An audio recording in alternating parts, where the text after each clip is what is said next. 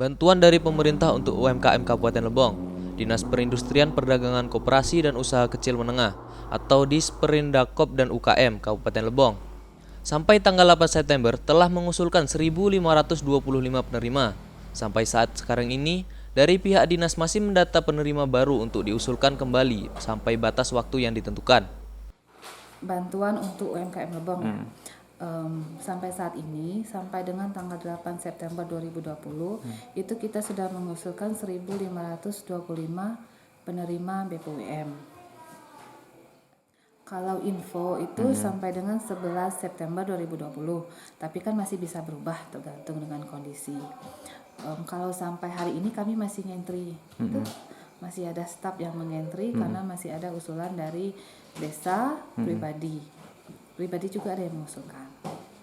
Untuk tahap awal, kurang lebih 500 pelaku UMKM yang akan menerima bantuan langsung tunai atau BLT senilai 2,4 juta dan sudah ada yang masuk ke rekening penerima bantuan. Dikarenakan ada 1.525 usulan untuk saat ini, untuk penerima tahap awal, dipastikan untuk tahap selanjutnya tidak akan mendapatkan bantuan lagi atau diganti dengan penerima yang belum mendapatkan pada tahap awal dengan persyaratan yang telah disampaikan.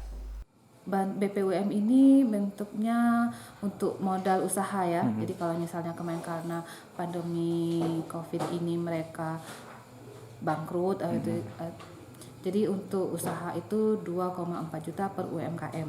2,4 juta per UMKM. Jadi kalau misal mereka ini tahap pertama ini mereka sudah menerima 2,4, itu tahap berikutnya tidak lagi untuk pelaku yang lainnya. Rega Mita, Lebong TV melaporkan.